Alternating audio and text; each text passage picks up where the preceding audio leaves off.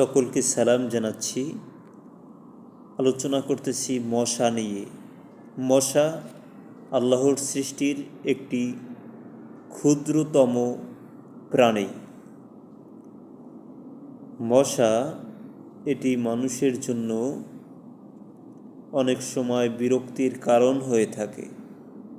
এজন্য মানুষ মশারি, কয়েল বিভিন্ন কিছু ব্যবস্থা করে থাকে। আমরা দেখি কোরআনে মশা নিয়ে কী বলা হয়েছে। আল্লাহ মশা কিংবা তদপেক্ষা ক্ষুদ্র কোনো বস্তুর উপমা দিতে সংকোচ বোধ করেন না। মানে আল্লাহ মশার উদাহরণ দিতেও সংকোচ বোধ করেন না। সুতরাং যারা ঈমান এনেছে তারা জানে যে নিশ্চয়ই এটা সত্য, যা তাদের প্রতিপালকের নিকট হতে এসেছে। সূরা বাকারা আয়াত নাম্বার 26।